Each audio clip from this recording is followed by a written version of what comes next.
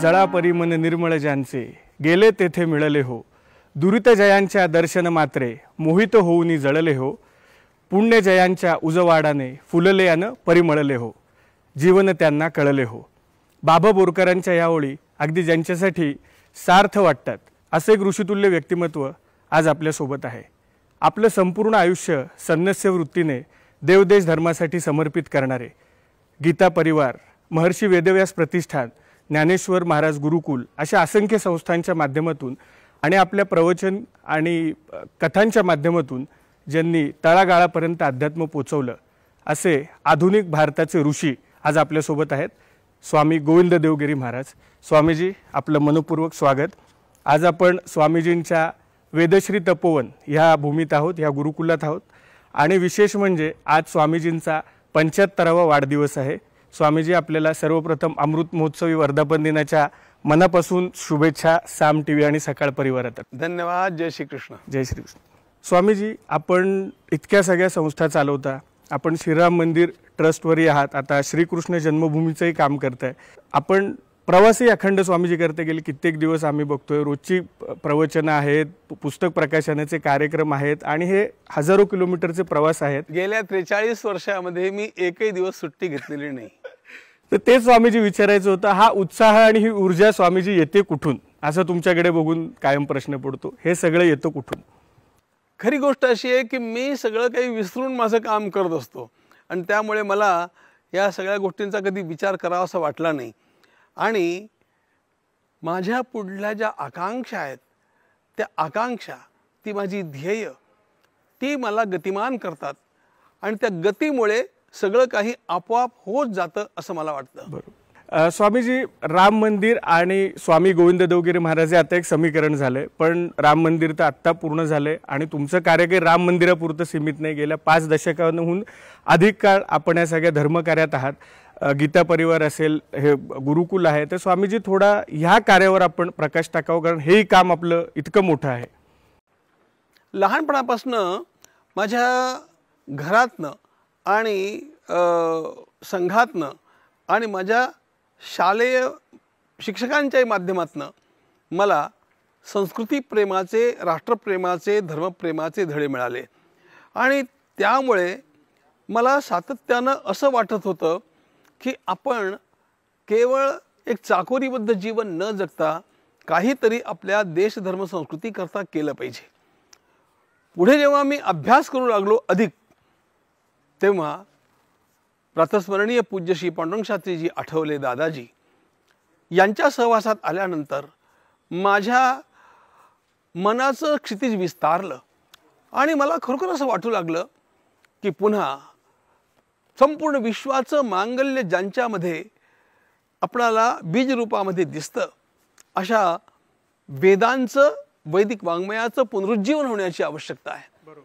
आणि म्हणून त्या वेदांचा विचार मी करत राहिलो, अभ्यासही करत राहिलो, पण सुरुवातीला माझं मन धजावलं नाही की आपण एखादी वेदपाठशाळा काढावी। आपल्या सगळ्या वेदांचं सार एका श्रीमद भगवद्गीतेमध्ये येतं आणि या भगवद्गीतेतल्या प्रतिपादित जीवनमूल्यांचा स्वीकार अवघ्या जगानं करावा अशा प्रकारचा आहे। त्यामध्ये कुठल्याही प्रकारची सांप्रदायिकता नाही, कुठल्याही प्रकारे त्यामध्ये आपणाला संकीर्णता दिसत नाही। म्हणून संपूर्ण विश्वाला देण्यासारखा आणि ज्यानं प्रत्येकाचं जीवन घडू शकेल असा आणि छोटेखानी ग्रंथ भगवद्गीता। म्हणून या गीतेच्या माध्यमातून बालसंस्कारांचं काम आपण करावं अशा प्रकारचा विचार मनात फार घोळू लागला। 21 फेब्रुवारी 1990 या दिवशी याच आळंदीमध्ये एक बैठक घेतली आणि महर्षी वेदव्यास प्रतिष्ठानची रीतसर स्थापना केली। आणि यातलं मुख्य गाभा आहे की वेदांचे उत्तम अध्यापक या ठिकाणी घडवायचे आहेत। पहिली गोष्ट, उत्तम पौरोहित्य करणारे आदर्श पुरोहित या ठिकाणी घडवायचे आहेत। दुसरी गोष्ट आणि तिसरी गोष्ट, देशाला खरोखरी सामाजिक, राष्ट्रीय आणि आध्यात्मिक अधिष्ठान देऊ शकणारे वक्ते घडवायचे आहेत, म्हणजे समाज नेतृत्व या ठिकाणी निर्माण करायचं आहे। अशा प्रकारच्या 3 दृष्टिकोनांना ठेवून हे काम चालू आहे. स्वामीजी, ऋषीला कुळ आणि मूळ विचारू नये असं म्हणतात, तरी पण हा वेडेपणा मी करतोय. आपलं थोडंसं शिक्षण, जन्म ह्याविषयी आम्हाला ऐकून घ्यायला आवडेल. आपण पूर्वाश्रमीच्या आयुष्याबद्दल थोडंसं ऐकायला आवडेल. राजस्थानमधल्या किशनगड या जिल्ह्यातल्या एका छोट्या गावी, ज्याचं नाव सरगाव आहे, त्या ठिकाणी असलेलं आमचं कुटुंब सरगावहून किशनगडला स्थलांतरित झालं आणि तिथून चालत चालत आमचे पणजोबा, दोघे भाऊ महाराष्ट्रापर्यंत आले तेव्हा त्यांनी आपल्या मस्तकावरती श्रीमद भागवताचा ग्रंथ घेतलेला होता आणि अनवाणी चालत त्या ठिकाणी ते आले आणि त्यानंतर बेलापूरला स्थायिक झाले. ही बेलापूर नगर जिल्ह्यातलं बेलापूर ही सुमारे 160-70 वर्षापूर्वीची गोष्ट आहे. आणि त्यानंतर आम्ही झालो ते या मातीचेच झालो.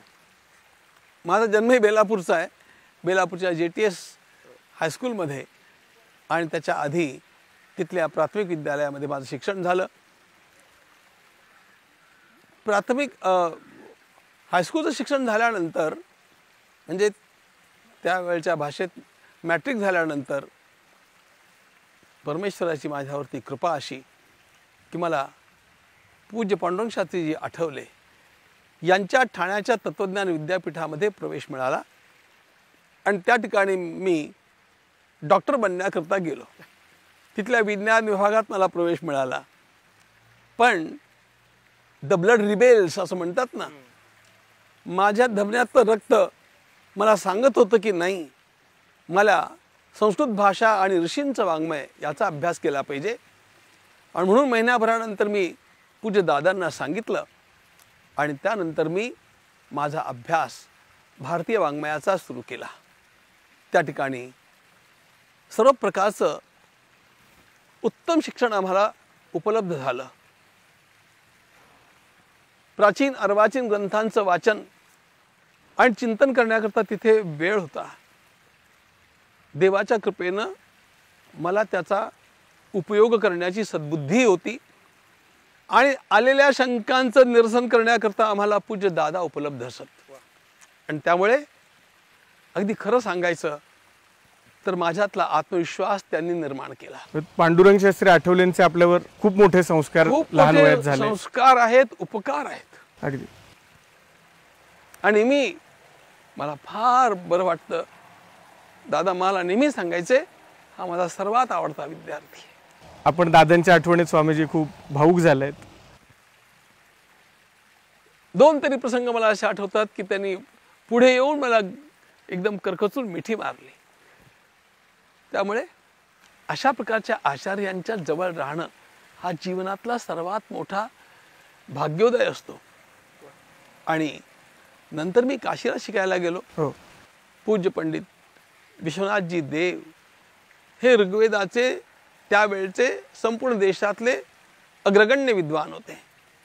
त्यांच्या घरी त्यांचा अंतेवासी म्हणून मी राहिलो आणि गोयंका महाविद्यालयामध्ये संस्कृत भाषेच्या माध्यमातून दर्शनशास्त्रांचं अध्ययन केलं.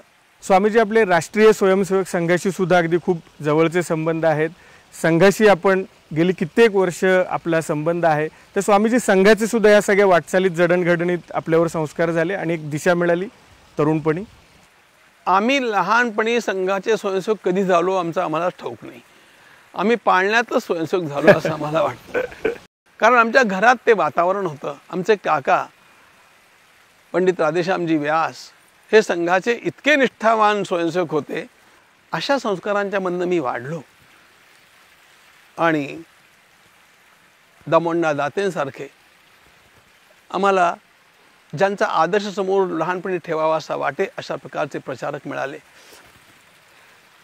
त्यामुळे संघाच्या संस्कारामुळे शिस्त लागली, ध्येयवाद जोपासला गेला, मानवतेचं कल्याण आणि माझं व्यक्तिगत जीवनाची पूर्णता कशात आहे या 2 गोष्टी समोर ठेवून मी अभ्यास केला.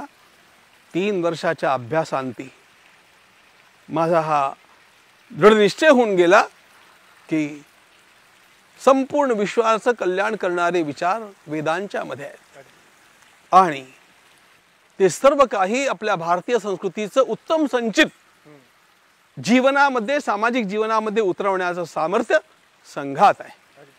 आणि त्यामुळे त्या 3 वर्षाच्या माझ्या स्वयं अभ्यासानंतर आणि थोड्या बहुत नास्तिकतेनंतर मी तेव्हा देवाला नमस्कारही करत नव्हतो, फक्त ध्यान करत होतो. पण त्यानंतर मात्र मला तंतोतंत ह्या सगळ्या विचारांची महती पटली आणि कुणालाही घेता येतील अशा सगळ्या शंका मी घेत होतो. त्या सगळ्या शंकांची उत्तरं मला आपोआप गवसली आणि मी पूर्णपणे निष्ठावान भारतीय बनलो. स्वामीजी, मुलाखतीच्या आता आपण शेवटच्या टप्प्यात येतोय. सध्या सनातन धर्मावर, आपल्या संस्कृतीवर, वेदांवर टीका करणं ही काही पुरोगामी मंडळींची एक फॅशन झाली असं म्हणतात. त्यामुळे सवंग प्रसिद्धी मिळते असं काहीतरी बोलल्यामुळे काही 2-5 लोक पाठीशी उभे राहतात. अशा लोकांकडे स्वामीजी तुम्ही कसं बघता? अशा लोकांच्याकडे मी अनुकंपेनं बघतो. मला त्यांचा राग येत नाही. राग एवढ्या करता येत नाही की ही सगळी बिचारी मंडळी या तर अभ्यासाच्या अभावी बोलतात किंवा अभ्यास केल्यानंतर सुद्धा कुणाचे तरी एजंट बनून बोलतात. शुद्ध बुद्धीनं विचार करणारा कोणीही, माझं त्या प्रत्येकाला आवाहन आहे की सत्याचा शोध घ्यायचा असेल तर तो कसा वेदांताच्या पद्धतीनंच घेता येतो हे सिद्ध करण्याकरता मी तयार आहे.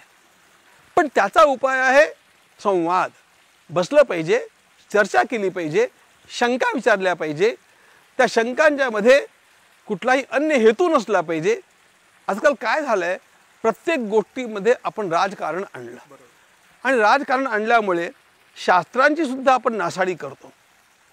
असं न करता सत्याचा शोध घेण्याकरता आपण काय करावं, या भूमिकेतनं जो कोणी अभ्यास करेल त्या प्रत्येकाला शेवटी वेदांतापर्यंत यावं लागतं. आणि त्यामुळे माझी ठाम निष्ठा आहे की आज नाही तर उद्या तरी या सर्व लोकांना वेदांचे विचार, वेदांताचे विचार, भगवद्गीतेचे विचार आणि आमच्या ज्ञानोबा तुकारामांचे विचार पटतील आणि ते सुद्धा आमच्याच सोबत राहतात. स्वामीजी, संन्यस्त पद्धतीने जीवन जगणं काही इतकं सोपं नाही आणि त्या वयात असा विचार करणंही फार अवघड आहे. तर सुरुवातीच्या काळात तरुणपणे थोडं अवघड गेलं? असं आहे, संन्यासाचा विचार माझा काही नव्हता, पण प्रपंच करायचा नाही हे ठरलेलं होतं. माझ्यावरती परिणाम 3 लोकांचा. समर्थ शंकराचार्य विवेकानंद एवच एतेषां स्मरणान् नित्यम आविर्भवति पौरुषम, हा अत्यंत महत्त्वाचा श्लोक माझ्यासमोर नेहमी असायचा. त्यामुळे समर्थ रामदास स्वामी, भगवान शंकराचार्य आणि स्वामी विवेकानंद यांच्या संपूर्ण जीवनामध्ये जे आपल्याला ज्याला प्रवृत्तीपर वेदांत दिसतो तो आचरता कसा येईल हा माझा विचार होता. हे माझे आदर्श असले तरी माझं आराध्य ज्ञानेश्वर माऊली आहे. आणि समर्थांचं एक वाक्य माझ्या मनात नेहमी असायचं, माऊलींचं पण एक वाक्य असायचं. माऊलींनी म्हटलंय, मी आणि माझे ही आठवण विसरले दयाचे अंतःकरण, पार्था तो संन्यासी जाणं निरंतर. The iness and the myness. आपण आपल्या अहंकाराच्या कोशात न राहिलो आणि आपल्यावरच्या जबाबदाऱ्या न वाढवल्या आणि ईश्वर चिंतन करत गेलो तर आपल्याला आणखी माऊलींच्या भाषेत म्हणायचं तर संन्यासाचं ओझं घेण्याची आवश्यकता नाही असं वाटायचं. आणि अंतरंगातनं एक निश्चय पक्का होता. समर्थांनी म्हटलेलं आहे की वैराग्या वाचून परमार्थ नाही साधत. आणि म्हणून एकीकडे या सगळ्या महापुरुषांच्या जीवनाचा आणि वाङ्मयाचा अभ्यास, दुसरीकडे त्यागी विरागी संघ प्रचारकांची जीवनं, क्रांतिकारिकांची जीवनं, या सर्वांचा सहवास. आणि त्यामुळे आपल्याला जे काही करायचंय ते देशाकरता, धर्माकरता, भारत मातेकरता करायचं आहे, स्वतःकरता काही करण्याची आवश्यकता नाही, अशा प्रकारची वृत्ती होती. अगदी. पण त्यानंतर संन्यास माझ्या जीवनात आला. याचं एक कारणही झालं. मी शुकतालला एक अत्यंत श्रेष्ठ संन्यासी होते. पूज्य विष्णू आश्रमजी महाराज असं त्यांचं नाव.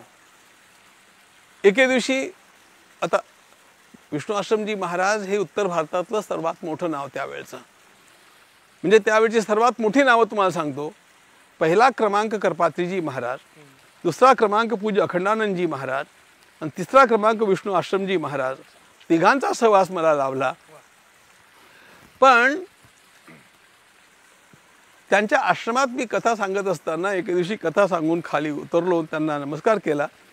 त्यांनी आपल्या अंगावरचं गैरिक वस्त्र माझ्या अंगावर टाकलं आणि सांगितलं, आप सच्चे साधू है, एक तो भी चिन्ह आपको धारण करना चाहिए. आणि त्या दिवसापासनं मी हे धारण करायला लागलो. पण तरी तो विधिवत संन्यास नव्हता. पण त्यानंतर आमच्या पूज्य स्वामी सत्यमित्रांजी महाराजांनी सांगितलं कि आपको संन्यास लेने में क्या आपत्ति है. मैंने कहा मुझे कोई आपत्ति नहीं. स्वामीजी, राम मंदिर अतिशय भव्य दिव्य अशा स्वरूपाचं उभं राहिलंय. असंख्य भारतीयांचं स्वप्न आपल्यासारख्या लोकांनी, आपल्यासारख्या सत्पुरुषांनी पूर्ण केलंय. आता स्वामीजी, पुढची मागणी जी येते आणि ज्याचे आपण ज्याचेही विश्वस्त आहात ते म्हणजे मथुरेतलं श्रीकृष्ण जन्मभूमीचा आता प्रश्न, तो आता पुन्हा एकदा वरती येतोय. तर ह्या सगळ्या विषयाकडे आपण कसं बघताय आणि आपल्याला हा विश्वास वाटतोय की जसं इथे भव्य मंदिर उभं राहिलं तसं मथुरेतही काही भव्य दिव्य होईल? हे बघा, माननीय अशोकजी सिंघलांनी आधीपासून एक गोष्ट सांगून ठेवलेली होती की भारतामध्ये सुमारे 3,500 मंदिरांची मोडतोड झालेली आहे इतिहासामध्ये. आम्ही इतर मंदिरांचा दावा सुद्धा करणार नाही, पण ही 3 अत्यंत महत्त्वाची मंदिरं या ठिकाणी पुन्हा देवाची स्थापना होऊ द्या, अशा प्रकारचं त्यांनी आवाहन केलं होतं. या 3 ठिकाणी आपण सामोपचारानं देवाला विराजमान होऊ द्या, आम्ही सगळे बाकीचे दावे करणार नाही.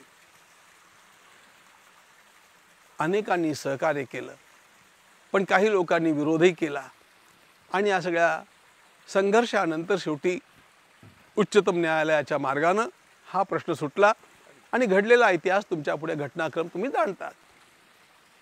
ओघानच तेव्हापासून आम्ही जे म्हणत होतो ते आजही म्हणतोच आहोत की आम्हाला भगवान श्रीकृष्णांची जन्मभूमी आणि विश्वनाथाचं ते मंदिर हे मुक्त होणं आवश्यक आहे. कारण असंख्य लोकांची त्यांच्यावरती श्रद्धा आहे. आणि मला तरी असं वाटतं की हा सुजाण वर्ग जो इतर धर्मियांच्या मध्ये आहे तो पुढे येईल आणि ही कामं करवून घेईल. परवाची गोष्ट सांगतो. लखनौहून 200-250 आमच्या मुस्लिम बांधवांचा, भगिनींचा एक समूह राम मंदिरापर्यंत दर्शनाकरता गेला, पायी गेला आणि तिथे जाऊन त्यांनी जय श्रीरामच्या घोषणा दिल्या आणि त्यांनी सांगितलं की आम्ही मुस्लिमच आहोत, पण आम्ही सनातनी मुस्लिम आहोत. हे जे काही आहे ना, हे वातावरण, मेरा देश बदल रहा है. आणि त्यामुळे या 3ही स्थानांची मुक्तता व्हायला हवी. ती सामोपचारानं, सामंजस्यानं, सर्वांच्या सहकार्यानं व्हावी अशा प्रकारची माझी आशा पण आहे. ती पूर्ण होवो अशा प्रकारची देवाला प्रार्थना. अगदी स्वामीजी, अगदी शेवटचा प्रश्न. हे इतकं भव्य सगळं कार्य आपण उभं केलंय, वटवृक्षासारखं आपण कार्य उभं केलंय आणि यावेळी ते आपण त्याच जोमाने अजूनही काम करताय. तर इथून पुढच्या काळातले काही स्वामीजी डोळ्यासमोरची एक वेगळी काही उद्दिष्ट, तर ह्या कामाच्या अजून वाढी संदर्भात काही योजना? या ठिकाणचं काम म्हणजे वेदशीर तपोवनचं काम खरं म्हणजे आता सुरू होत आहे. हां, 36 वेदविद्यालय झाली, याचा आता आरंभ झाला आहे. याचा अभ्यासक्रम यावर्षी सुरू होतोय. गेल्या वर्षी आम्ही केवळ त्याचं प्राथमिक स्वरूप सर्वांच्या समोर आणलं आणि आरंभ केला. आणि यानंतर आपणाला देशाला उत्तम अध्यापक द्यायचे आहेत, वेदाचे अध्यापक. कारण सांगतो, लोकांच्या मध्ये श्रद्धा आहे. मला आज 5-6 ठिकाणाहून बोलावणी आहेत की हमें वेद विद्यालय करना है, आप अध्यापक भेजो. पण ज्याचा विश्वास वाटावा अशा प्रकारचा विद्वान आणि शीलवान अध्यापक पाठवायचा म्हटला तर तो घडवावा लागतो. आता आम्हाला ते या ठिकाणी करता येईल. उत्तम वक्ते कसे निर्माण करावेत, ज्यांना जीवन मूल्यांची जाण आहे, ज्यांचा आधार भारतीय संस्कृती आहे, पण ज्यांचं संपूर्ण विश्वावरती प्रेम आहे, मनामध्ये कुठल्याही प्रकारची संकीर्णता नाही, अशा प्रकारचे विज्ञान युगातले वक्ते तयार करणं ही फार महत्त्वाची गोष्ट आहे. ते काम आता या ठिकाणी साकार होईल आणि त्या कामाचा परिणाम फार लवकर दिसू लागेल असं मला वाटतं. स्वामीजी, आपल्या या सगळ्या संकल्पांना आणि आपल्या सगळ्या निश्चयाला आमच्या मनपूर्वक शुभेच्छा. आपणा सर्वांना धन्यवाद की आपण इतकं चांगलं सहकार्य आम्हाला करीत आहात. विश्वस्वधर्म सूर्ये पाहो, जो जे वांछिल तो तेला हो, प्राणिजात. धन्यवाद. धन्यवाद.